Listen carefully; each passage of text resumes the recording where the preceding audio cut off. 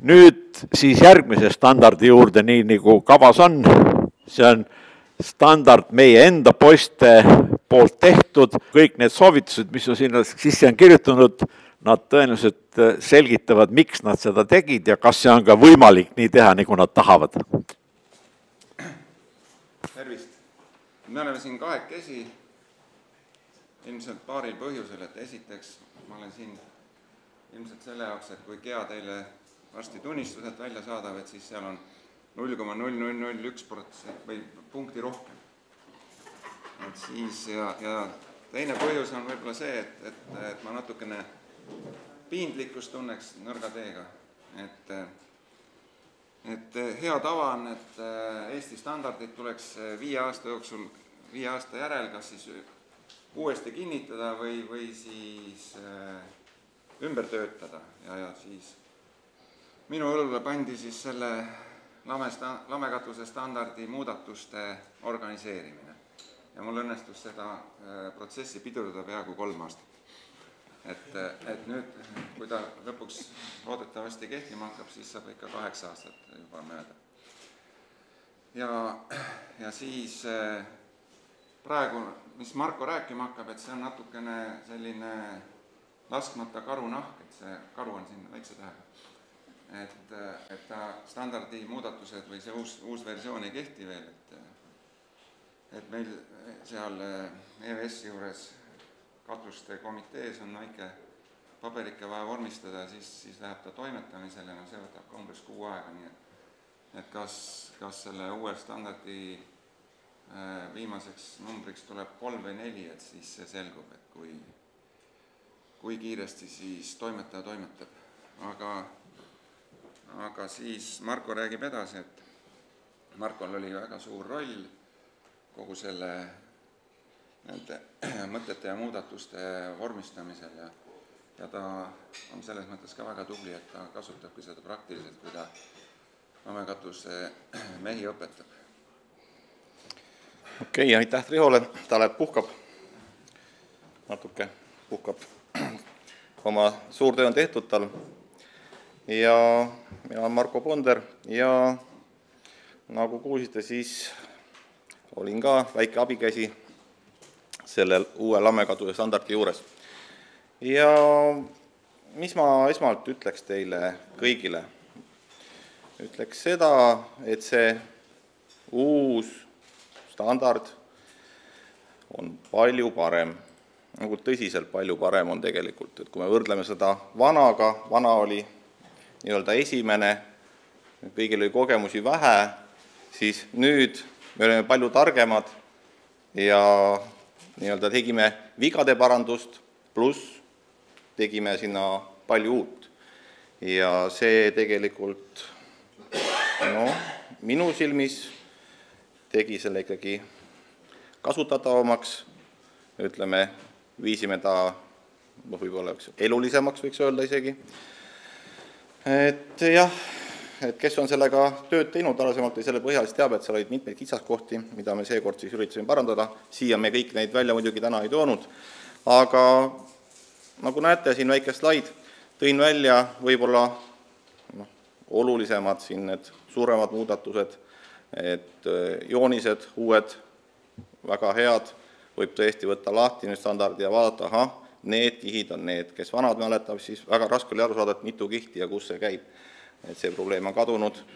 Siis uued materjalid, EPDM, vedelplast on sees, et kuigi neid kasutatakse suhteliselt vähe, siis selle asemelt tagantjärgi lisada, me lisasime selle juba kohe sisse, et nii, kes nüüd hakkab kasutama, standardis on olemas, ja näed, nii paigaldatakse, sellised on nõuded, sellised on materjalid, et see annab selle võimaluse teha kohe õigesti, mitte et hakkame tagantjärgi midagi parandama. Siis pindpaigaldistega on meil väga suuri probleeme siin Eestis. Meil on siin juba vist umbes 1 000 000 ruutmeetrit lamekatuseid, mis on viisakalt öeldes siis tuksis. Et mida ja kuhu neid paigaldisi panna, mitte küll väga pikalt ei ole, aga ütleme nii, et olulisemad asjad panime sisse, et neid vigu vältida. Siis kukkumiskaitsesüsteemid, täiesti uus teema, et siin päris viimane slaid käesolevas esitluses käsitleb ka seda, et sest praegu samamoodi väga probleemne, et kes mida ja kuhu kinnitab ja mille pärast, keegi ei saa aru, et katsusime ka seda selgemaks teha. Siis uued nõuded difusioonile, jutumärkides tuulutamisele, kohe räägin täpsemalt, siis uued nõuded on soojustusele ja sademe äravoolulahendustele, et need on võib-olla need kõige suuremad muutused võrreldes varasemaga ja igasuguseid täpsustusi, parandusi on ka sisse viidud. Nii, aga läheme siis natukene asjalikumaks. Sisse on toodud, ütleme nii, et 2 täiesti uut tabelit, mille põhjal tegelikult edaspidi peaks hakkama see lamekatuste nii projekteerimine kui ehitamine käima. Ehk siis me läheme üle sellele, et määratleme ära, kui kaua peab see hoone kestma. Tal on sõnaline tähendus ja sellel on siis järgi mingisugune aasta. Ehk siis tahate ehitada 10-aastast hoonet, 25-aastast, 50-st, 100-aastast. Vastavalt sellele tuleb siis valida ka sinna materjalid. Ehk siis tuleb mängu toodete tööiga. Enamik lamekatuse materjale läheb meil 20 sinna keskmisesse tulpa, mille nimi on mõningase vaevaga asendatav või parandatav. Ehk siis nende materjalide tööiga on 25 aastat.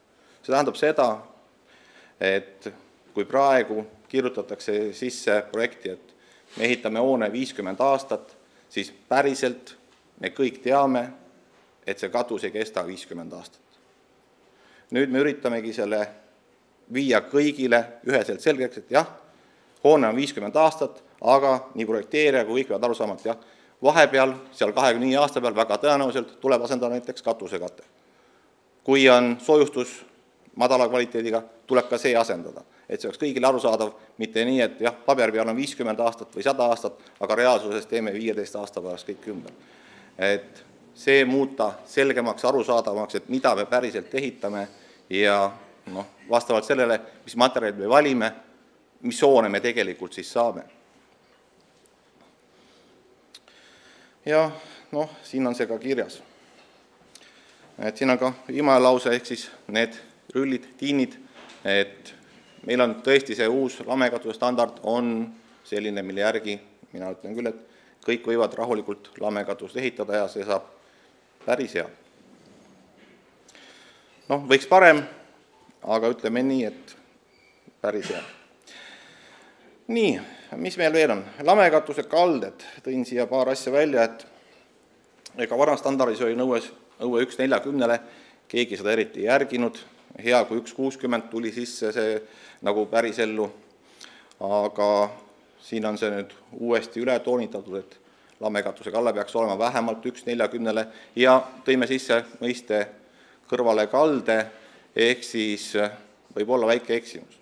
Et just nimelt sellepärast, et ehitamisel ikka kõik ei ole ideaalne, et okei, projekteerime selle järgi, aga meil on vaja ka seda lubatud viga. Muidu tuleb keegi mõõdab, oi, siin on nipet-näpet viltu ja nüüd on elu läbi. Et seda probleemi ei tekiks. Ja panime sisse ka selle, et millal siis seda veelompe mõõta. Sest et varem seda ei olnud ja mul tuli tihti liidu nimel saata välja kirju, et nii lähete siis, kui parem isegi 4 tundi möödas. Et nüüd me tegime selle 8 tunniks. Et lähete siis mõõtma ja ei tohi seal olla midagi ees ja nii edasi. Aga nüüd on see standardis kirjas, kõik saavad lugeda ja läheme mõõdame siis, kui vihm on möödas 2 tundi ja seal neelus ei ole midagi. Ehk siis keegi ei mõõda jääga, mingi muu jamaga või mingi alus vedeleb seal keset neelu ja siis läheme mõõdame sealt tagant mingisugust loiku, siis seda ei ole. Kas see 15 milli ei ole? 15 milli on alles, ma ei pannud seda kirja siia, sellepärast et see, nagu me kõik teame, nende loikude mõõtmine reaalsuses on nagu mõttetu, kui katus on korralikult tehtud. Aga see 15 milli on ikkagi lubatud loik ja nii ta jäi ka uude. Nii, ja siin siis on need kirjas tabelina ja tegin värviliseks 2 asja, ehk siis selle esimese, mis on see tavapärane lamekatus ja et 1.60 kuni 1.80 on siis tegelikult juba kas mingid koormatud katused, mingid sellised katused ja muudatus on ka selles, mis see neel siis on ja neelukalle. Varem oli sinna antud number ja sellega oli tegelikult suur probleem. Sellepärast, et reaalsuses, kui me ehitame 1,60 kalde, nii-öelda hoonel ehitati ja siis neelukallel 1,80, kõik teadsid, et tegelikult me ei saa seda teha, kuna see ei ole lihtsalt reaalne nii madala selle numbri juures. Ja eesmärk on ju mis? Et vesi voolaks ära. Järelikult kirjutamegi nii sisse. Vesi peab ära voolama. Takistamatu äravool. Et me ei pane neelu mingisuguseid poste, läbiviike ega muid jama ette, vesi peab saama ära voolata. See on selle asja eesmärk ja nii sai see ka siis standardisse sõnastatud. Ma nii palju kommenteerin, praeguses kehtivus oli seal 1,80. Ja 1,80 oli.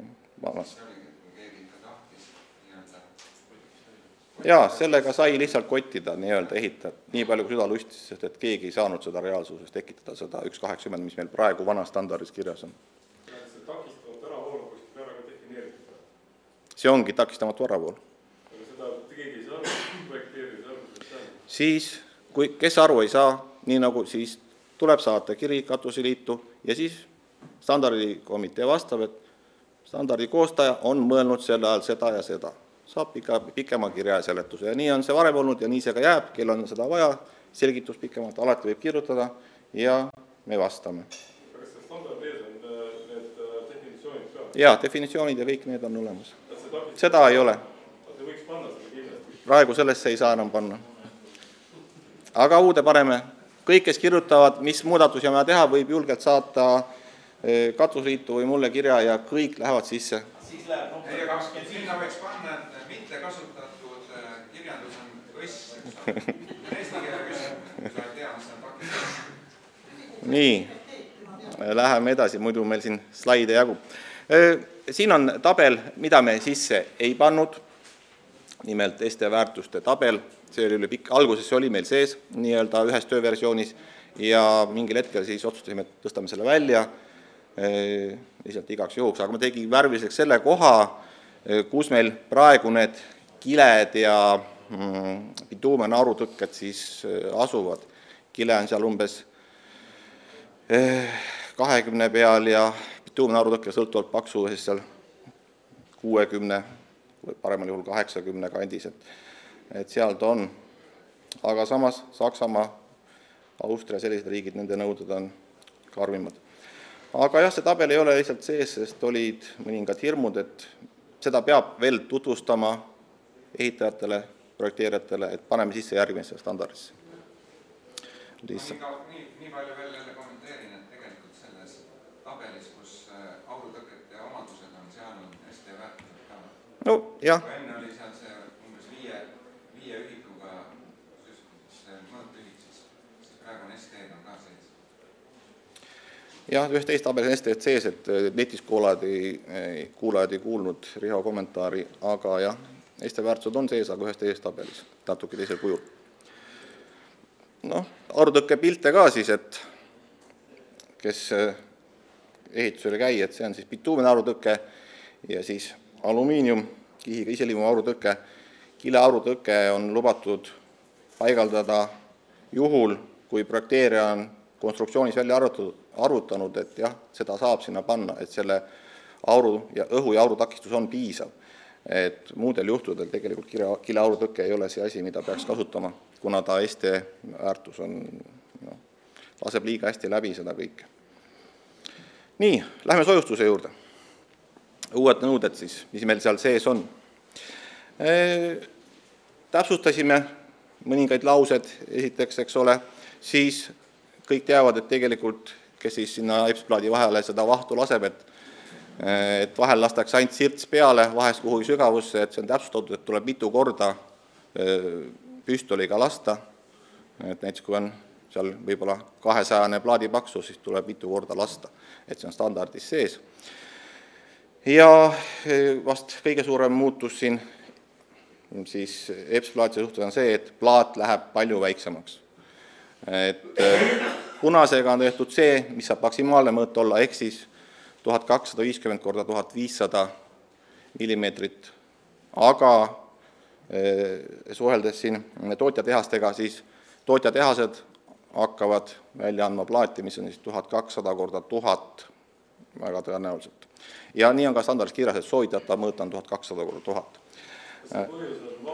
Jaa, põhjus on mahu kahanemisest, sest kõik, kes on lõiganud lahti paar aastat vana katust, teavad, et saab näpud vahele panna iga EPS-plaadi vahele, ja see on see probleem ja meil tuleb sellega tegeleda, tööd tuleb natuke juurde, aga me saavutame paremad katused, parema elu ja Kesk-Euroopas sisse toodaks 250. jah, aga tehasest tuleb 1200 välja, tehas ütles, et tegelikult aga 1200 laiemad plaat, nendel on 100%. See ploki kõrgus on see, mis paneb hetkel paika nende selle lõika, mis reidinile sobib, see 1500 rohkem kui eestplastil.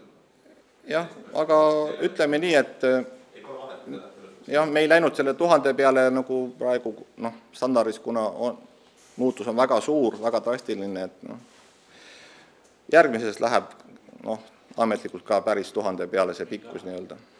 Läheb. Siin juba saalis vastu vaidlemist juba. 1500 sai pandud, et karu kohe maha ei lasta. jah, see on nii-öelda, kompromiss on see 1500. Okei, jah, et see on tõesti suur muutus, see EPS-plaatide suuruse muutus. Siis muutus on ka survetugevuses, see on kolmas oluline tabel, kui me esimesed 2 tabelit olid siis selle hoonete elu ja toodete tööea kohta, siis kolmas oluline tabel on see, millised survetugevused on siis need, mida tuleb hakata siis tegema.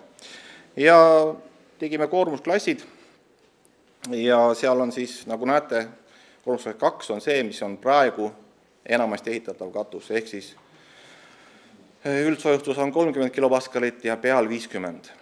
Ja me kõik teame, et sinna pannakse igasuguse paneele asju või kui see katus on seal 10-15, paremal juhul 20 aastat vana, siis see on läinud väga pehmeks ja kui nüüd on vaja renoveerida, siis tegelikult ei saa renoveerida mitte ainult katusekatet, vaid tuleb renoveerida kogu katus, kogu soojustus ja see on tohutu kulu.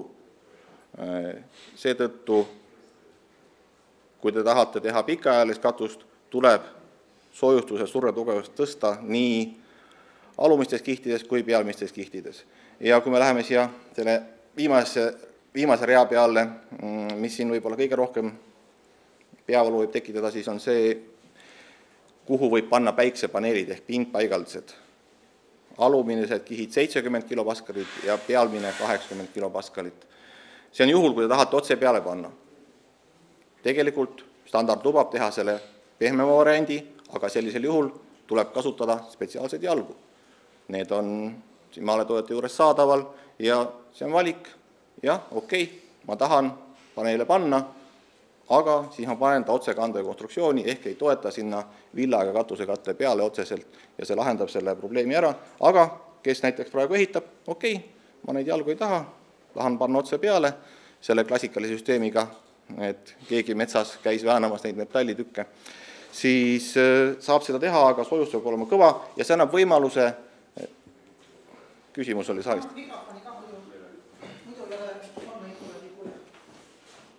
Täna villatootjad on ka siin muidugi olemas, aga küsimus on praegu see 4. koormusklass, et täna võiks öelda, et enamus praegu, kes meil siin kõige levimunud villatootjad on, et nendel 70 kilopaskal vill, ütleme, sellises tavamüügis puudub.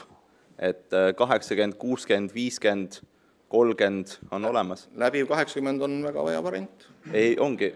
Ma rääkisin eile Barokiga, Barokit 70 täiesti olemas. Soomes müüakse ka juba 100 kilopaskalist villa. Ei on, aga ütleme niimoodi, et hetkel seda nagu Eestis ütleme levinud. Ütleme nii, et hakkame projekteerima vaikselt ja hakkame vaikselt ehitama, hakkame selle peale minema. Et homme selge see, et homme päev ei valmi katus kohe selle numbri järgi, eks ole.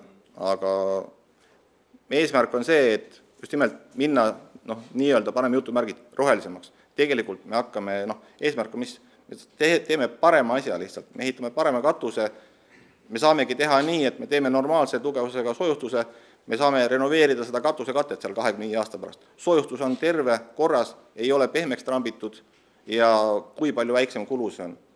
Et see, mis praegu meil toimub siin, et 10-15 aastaseid katuseid täies mahus uuesti renoveeritakse kõik üles võttes, et me kõik teame, et seda tehakse, aga milles see mõte nagu on? Mitmes kohas on kirjas ka, et ikkagi projekteerija arvutab ja otsustab, et järelikult kui projekteerija arvutab välja, et võib lahjem olla, siis ei ole küsimust. Võib panna lahjema, aga me tahame anda selge suunised tegelikult, kas see lahjem on pikas perspektiivis nagu ka hea. Selle aluseks on võetud Saksamaa ehitusinstituutide uuringud ja see on miinimum asi, mida me julgesime sinna sisse panna. See võib tulla rangem, näiteks Austrias on miinimum 90 kilopaskalit sellel, villal 120 EPS-il, Saksamaal on EPS 100 kilopaskalit ja ei saa üldse välistada, et kui tulevad nüüd need pindpaigaldistega katusereeglid Kesk-Euroopas, et see number läheb suuremaks. Ja teine asi, mis on olemas lamineeritud villad, millel on mingi 5-6 millimeetrine laminaadi kiht peal, mida kasutatakse Euroopas päikesepaneelide all, et see on ka Euroopas siiski selline arenev teema ja me ei julge vastu vaielda Saksa uurimisinstituutidele. Ma olen kuulnud, et siin soomlased väidavad, et 30 all, 60 peal pidi olema piisav. Ma ei tea, kus sellised lahendused, asjad on katsetatud, aga igal Kesk-Euroopas on need hulga karmivad need asjad. Härra Karu, kas teie olegi Euroopas või? Ma räägin arenenud Euroopast. Seda me ju räägime, et see muudatus peabki meie ajus toimuma, et poisid, me oleme Euroopas. Nii, okei, aga vaatame, mul on veel slaid, et see ei olnud viimane slaid, et ärme siis selle peal peatu nagu lõplikult, vaid läheme ikkagi edasi. Aga tõesti, pindpaigaldiste alla siis on sellised numbrid. Ja saab teha teistmoodi, nii nagu praegu on tehtud, aga siis on standard selgelt annab selgitused, paneme siis jalgadele selle asja, mis kinnituvad siis alustarendisse. Ehk siis toon välja veel siin selle tabeli, et kui pikka hoonet me tegelikult tahame, kui pika elueaga. Kas me teeme tõesti selleks 10 aastaks või tahame päriselt teha 50 aastaks, vastavalt sellele valime siis selle soojustuse koormusklassi sinna alla. Ja just nimelt, kui meil läheb lamekatused, enamus materjali on sinna eluaega 25, siis meil tuleb renoveerida seda vahepeal või kasutada palju kallimad materjali. Et see oleks üheselt aru saada. Nii, eraldi on siis toodud paar asja piirplaatide kohta, kuna see on Eestis samamoodi meil siin suur probleem. Ja on selline lause, et piirplaatide lõikamine peab ära lõppema. Sinna soonte lõikamine ja muu selline nali. See ei ole lubatud. Piirplaat ei toimi pärast seda enam. Ehk siis, jah, ta ei toimi enam nii, nagu tootja on ette näinud.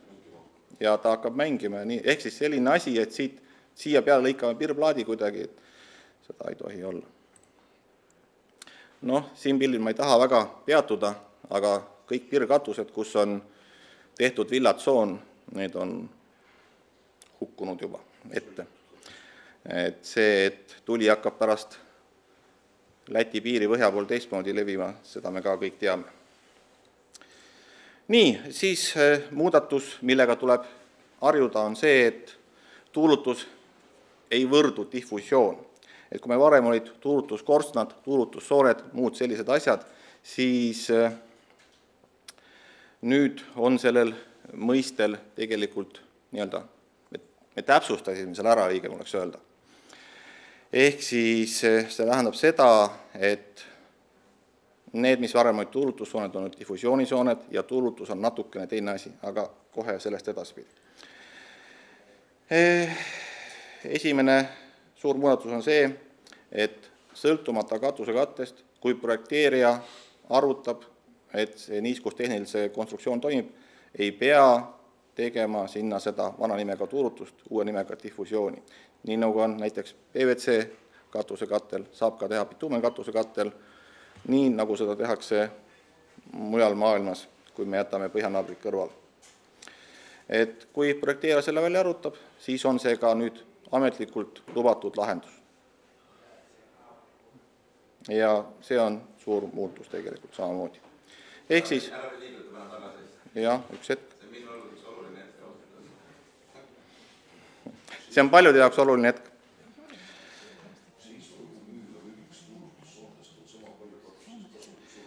Ehk siis standardis on sellised joonised, seal on küll seletused juures, aga siin on siis esimene ülemine on siis ilma difusioonita, keskmine on tuulutusruumiga, millest kohe räägin, ja alumine on siis difusiooniga lamekatus, mida vanasti nimetasime tuulutusega lamekatuseks.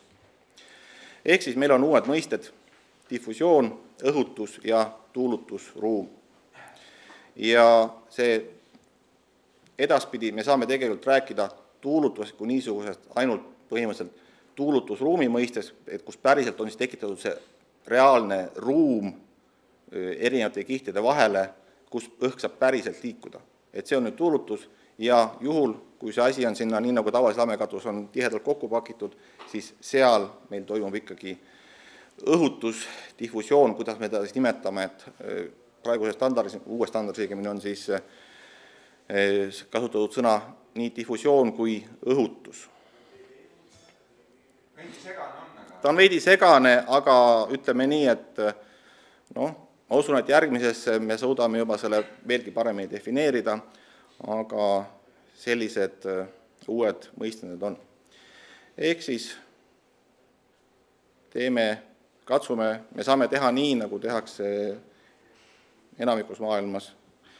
Ehk siis vasakul pool on see, et kui nii-öelda ei ole see ventileeritav katus, siis ta on kinnine, seal polegi midagi, ja paremal pool on siis tuulutusruumiga katus.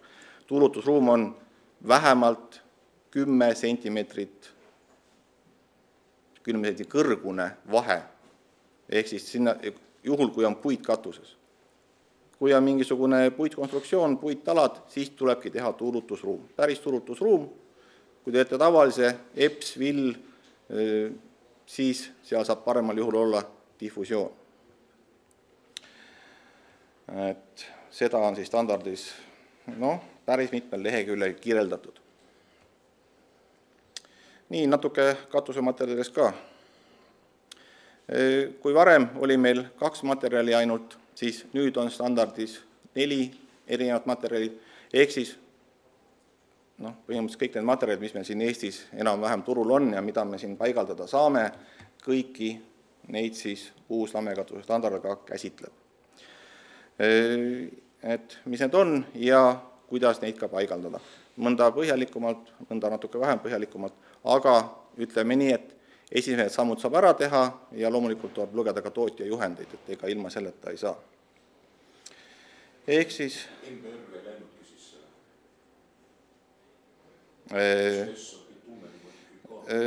jah, selles mõttes on MBR sees, MBR on modifitseeritud bituumematerjal, MBR on uus mitte uus, aga SPS ei ole tegelikult, me oleme ikka arvanud, rahvakeeles on SPS, päriselt standardis on kirjas MBR. Aga kui ma kirjutan siia MBR, siis on lips läbi, keegi ei saa aru, mis ma kirjutasin. Aga standardis on... Jah, rullmaterjal, jah. Et seda on ka mõnes kohas pandud ja meelega sai isegi mõnda pealkirja pandud, et nii mõelge, mis see nüüd on sellega. Okei. Et jaa, aga siin sai neid lahti kirjutatud natukene. Et need materjalid on sees ja ma usun just nimelt, et me saame juba vigu hakata ette vältima. Sest tavaliselt me kustutame tulekahju tagantjärgi, et oi, kõik panevad valesti ja hakkame nüüd asja parandama. Katsume siis ikkagi olla nüüd juba nii tublid, et... Kas see ole APP välistatud? Ei ole välistatud. Sellepärast ongi MBR või? Jah, sellest MBR-ist on erinevad nii nagu... Ma küsingi, kas seal on eraldi mainitud, et modifitseeritud bituumenmaterjal, APP materjal. Kas see on välistatud seal või ei ole? Aga ta ei ole soovitatud, aga võib panna, kui tal on vastavad ühendid sees, et ta kannatab seda meie kliimat, siis võib panna, see on eraldi kirjas. Millest te mulle räägid? Ma tean seda väga hästi. Jaa, ma küsin seda, kas see on välistatud. Ei ole välistatud. Kas see küsimusest aru? Ei ole välistatud. Kui ta vastab meie kliimatingimused. Et kui räägitakse seal MBR-ist, eks ju, siis ei ole eraldi seal välja toodud SPS, APP ega neid erinevaid lisandeid. ei, aga see SPS ja APP on eraldi ühte kohta välja kirjutatud. Et on mainitud, et APP ei pruugi olla külmakindel ja peab veenduma, et see sobib meie kliimasse, mingisugune lause on seal kirjas. Ma peast ei mäleta praegu. Nii, siis muudatus on ka sademe äravooludega.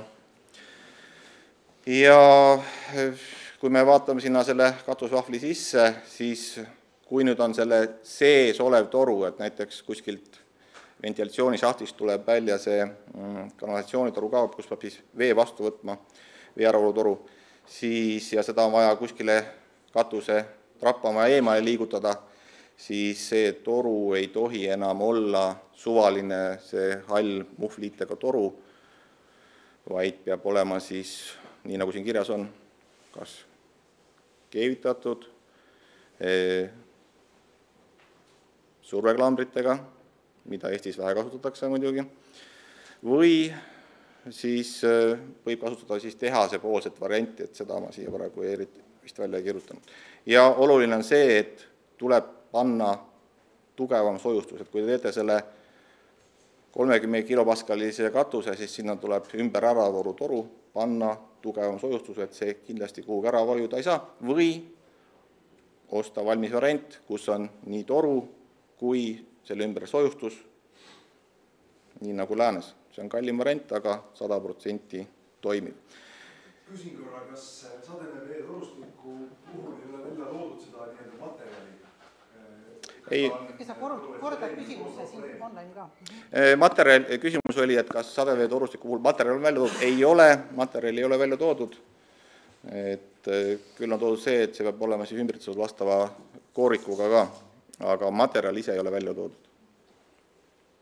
Ja siis, mis puudutab võib-olla rohkem siin igapäevast paigaldust veel, muudatus on ka see, kui suure madalduse me peame tegema ümber selle katusetrapi, katuse äravoolu.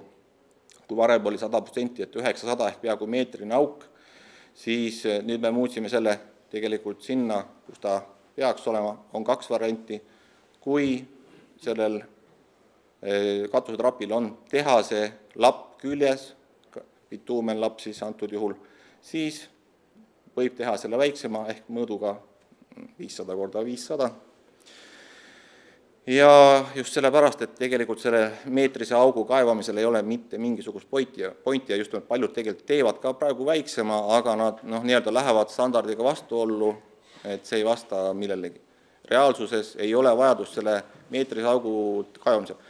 Peab tegema, kui seda lappi küljes ei ole. Just sellepärast, et saaks korralikult kvaliteetselt vormistada, standardis on siin joonised, kihid, et tekitada umbes sama efekt, nagu oleks siis see lapp pandud. Selles on see mõte, selles on see erisus. Et see on nagu selle paigaldajate poole pealt, ma ei teaks, väike või suur muutus, aga ta on muutus. Et lapiga, tehase lapiga võib teha väiksema madalduse. Ja siin on see ka siis välja kirjutatud.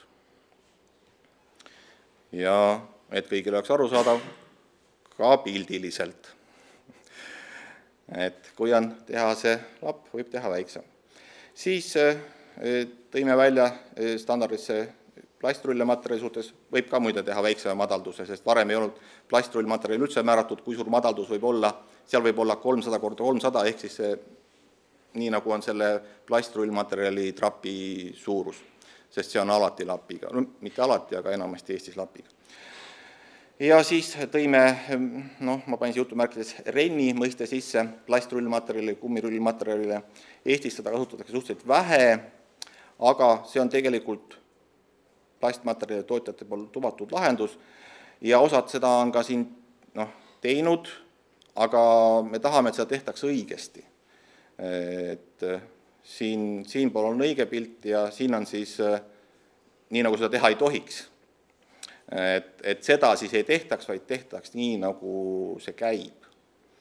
Et see on väga hea lahendus, näiteks kui üks trapp umbe läheb, siis veisi saab kohe voolata järgmisesse, et ei tegi kuhugi ühtegi järve, et selles mõttes. See renni mõte on lihtsalt kaevude ühendatavus ilma kaldeta? Jaa, renni põhjakalle võib olla 0.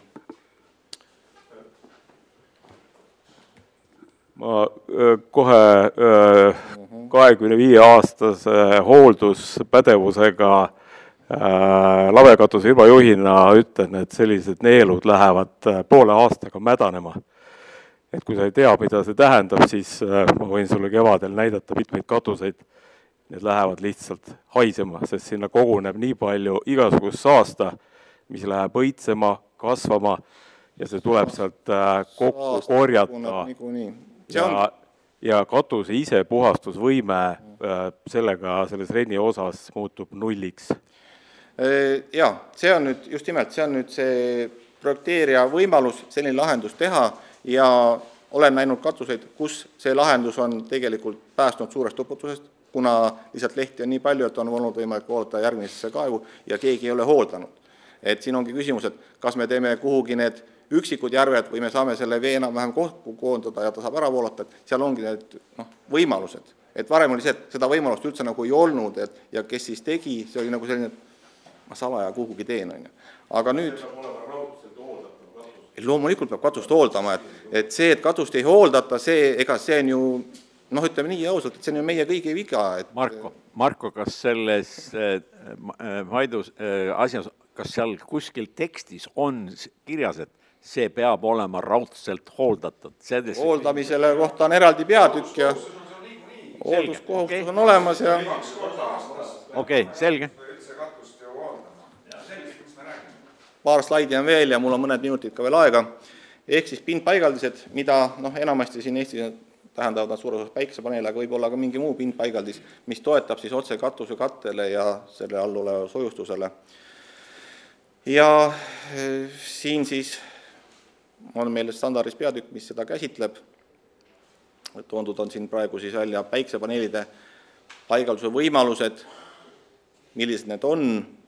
Ja kui te vaatate siin seda viimast märgitud punkti seal, et kui vaatad tabel 8, siis tabel 8 ongi see sojustuse koormuste tabel, mida me ennem vaatasime. Ehk et kui pannakse katuse pinnale, koormatakse neid paneele, siis tuleb vaadata tabelit 8, seda sojustuse suure tugevuse tabelit.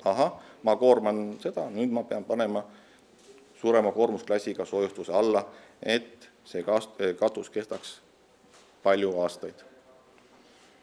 Ja on ka sees see kõige viimane jämedalt kirjutatud punkt, et katusekatet läbivad või neile kinnituvad päikesepaneelide kinnitused ja läbiviigud peab teostama pädev katusehitaja. Selline punkt on ka standardis sees.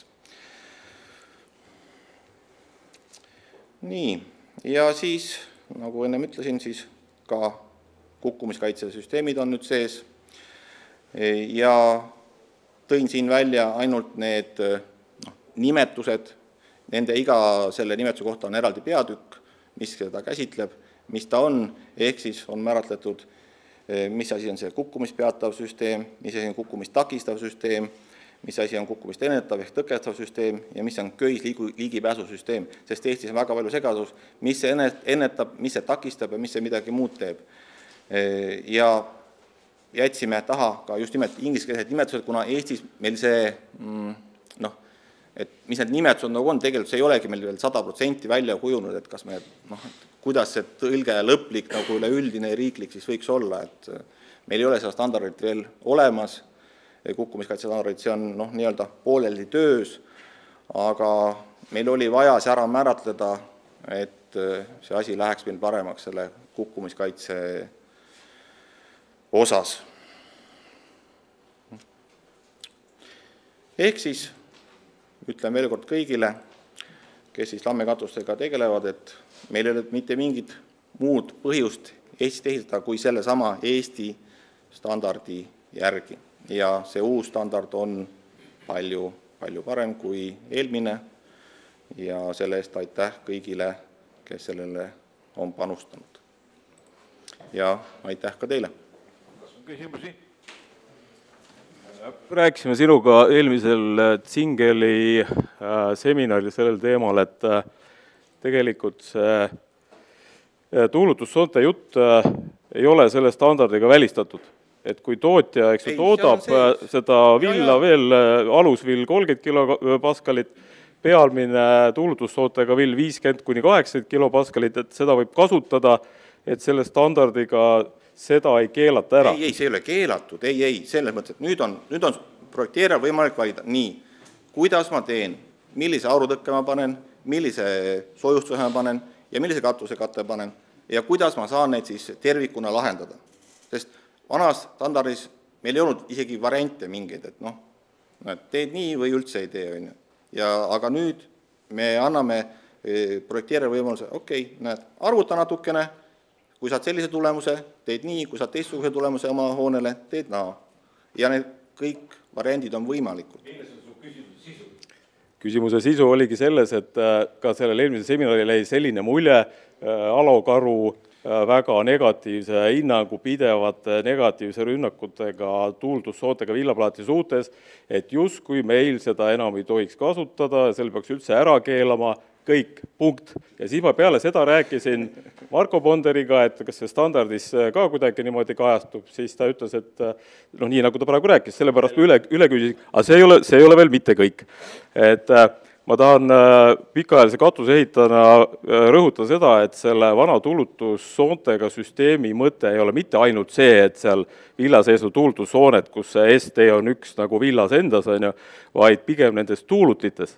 Ja kuna tavaolukorras on tegemist kahekihilise, kas siis bituumenmembraaniga, ütleme PVC, siis hingab kordades parem, rohkem, kuna ta on õhem, eks ju, aga kahekihilise bituumenmaterjali puhul on see, et kui meie tingimustes satub villamaterjali sisse, mille niiskus imamus on kordades suurem kui penoplastil või pirril või purril niiskus, siis see niiskus jääb sinna sisse väga pikaks ajaks, eriti kui aurutõkke on väga hea.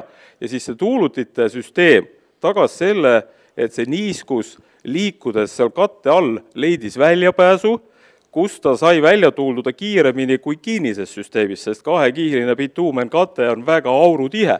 Ja teine asi, mis oli selle süsteemi puhul väga hea, oli see, et kui väljas on tuul, mida Eestis üldiselt on, siis see tuul tekitab alarõhu, need on alarõhu tuulutid ja need imevad katusest niiskust välja. Küll see ala, kus ta imeb välja, on väga väike, aga see annab võimaluse nendel märgadel villadel kiiremini välja kuivada ja taastada selle villa hea isolatsioonivõime. Ja küll, ma nüüd ütlen Maidu jutu lõpetuseks seda, et kui on läbinisti villakatus, on diffusioonisoontega ja diffusiooni õhutitega süsteem kohustuslik.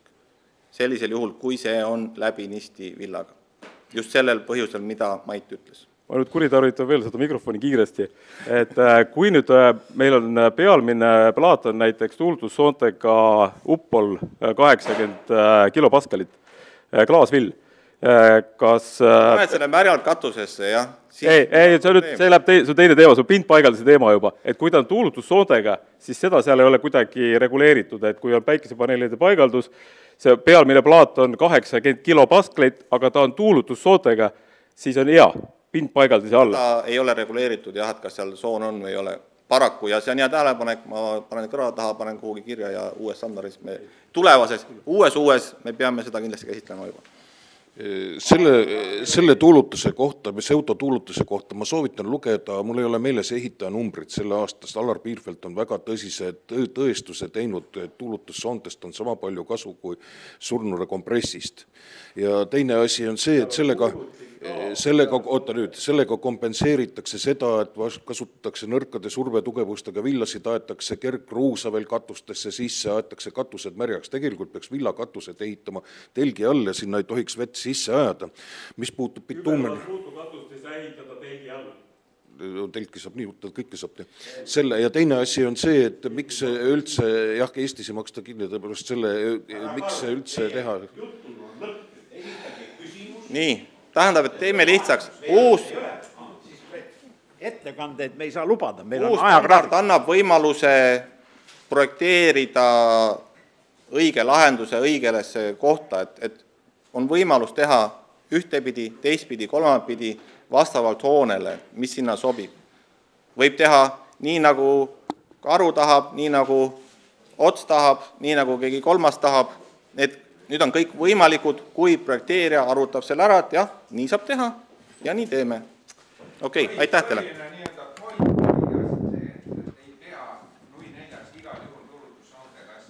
just, härrased, kohe hakkab Enno sõnavõtt, et olla ajagraafikus, aga mul on teile üks jutt seoses sellega, et meie keskel on Tallinna Tehnikaülikooli professorid. 7. detsembril ilmub tõlgitud RIL 107.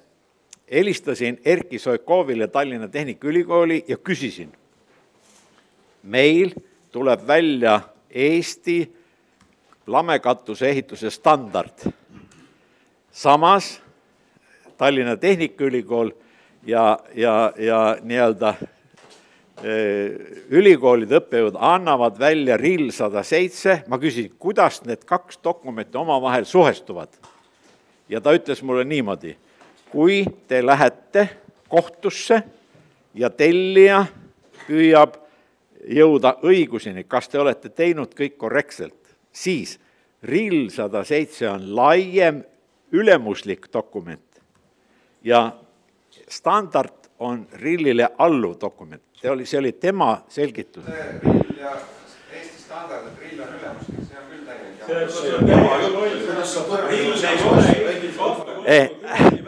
Ma saan, härrased, ärge mind taguge, mina olen sõnumitooja. Ma saan aru kohe. Okei. Minu asi, poisid. Härra, kuule, Mait, sa kuulsid, mis ma rääkisin? Kui tellija kirjutas projekti RIL, siis sina teed nii, nagu tellija ütles, sest sa ise kirjutasid lepingul alla. Sina kirjutasid lepingul, aga ärge siis kirjutage neid lepingud alla. See on mu sõnum. Lugege läbi, millele ta alla kirjutab.